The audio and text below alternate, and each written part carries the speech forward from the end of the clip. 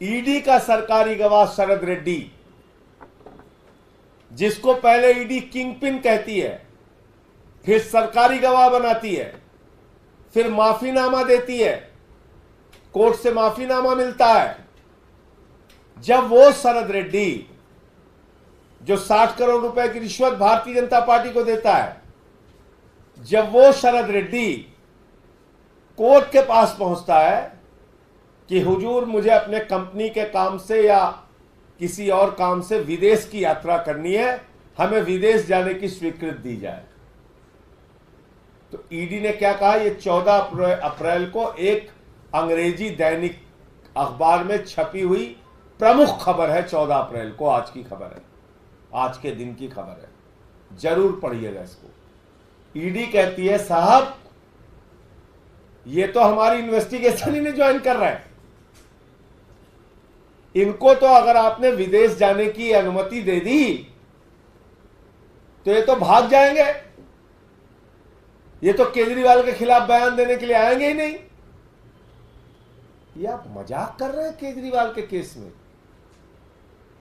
आपने एक मुख्यमंत्री को गिरफ्तार करके जेल में डाल दिया, जिस सरकारी गवाह को आपने माफी दिलवाई, जिस सरकारी गवाह के बयान पे आपने मुख्यमंत्री की गिरफ्तारी की, उसी सरकारी गवाह के विदेश यात्रा की विरोध आप कर रहे हैं और ये कह रहे हैं कि ये तो आ ही नहीं रहे हमारे संबंध देने पे। तो कैसे आएंगे भैया? जब उससे झूठा बयान तुमने लिखवाया है तो तुम्हारी इन्वेस्टिगेशन क्यों ज्वाइन करेगा? और ज्वाइन भी करेगा तो क्या प्रमाण देगा केजरीवाल जी के खिलाफ, जब उसके पास कोई प्रमाण नहीं? तो मैं समझता हूं माननीय सर्वोच्च न्यायालय को अपनी सुनवाई के दौरान इस बात को प्रमुखता से संज्ञान में लेना चाहिए कि कैसे फर्जी बेबुनियाद मामला बनाया गया। जो आपका सरकारी गवाह, जिसको आपने खुद माफी दिलवाई कोर्ट से, उसकी विदेश यात्रा का विरोध करते हुए खुद आप लिख रहे हैं कि अगर आपने इसको विदेश भेज दिया तो ये तो वापस आएगा ही नहीं केजरीवाल के खिलाफ बयान देने के लिए।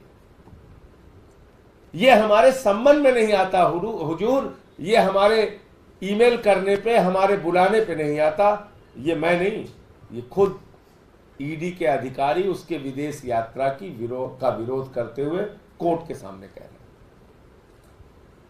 अब मेरे ख्याल से बताने को कुछ है नहीं कि कितना फर्जी मामला है ये। सरकारी गवाह के बुलाने, सरकारी गवाह और सरकार बुलाए, सरकारी गवाह और ईडी बुलाए, सरकारी गवाह जिसको माफी ईडी दिलवाए और ईडी बुलाए और वो ना आए। इसके पीछे का रहस्य आप लोग बहुत अच्छी तरीके से समझ सकते हैं। क्यों? क्योंकि झूठा बेबुनियाद बयान उससे लिया गया और अब उसको जब लग रहा है कि सम्मन कर करके ईडी हमें बुला रही है और बहुत सारे प्रमाण और मांगेगी, तो उसके पास कोई प्रमाण तो है नहीं। तो ईडी कह रही है भाग जाएगा और केजरीवाल के खिलाफ बयान देने के लिए आएगा नहीं। तो जो 2-4 झूठे बयान मैं इससे और लिखवा सकता था, जो 2-4 झूठे बयान ईडी और इससे ले सकती थी, वो नहीं ले पाएगी। अगर आप ये वीडियो YouTube पर देख रहे हैं तो हमारे चैनल को सब्सक्राइब करें और बेल आइकन को दबाना ना भूलें। अगर आप Facebook पर ये वीडियो देख रहे हैं तो हमारे पेज को लाइक करें।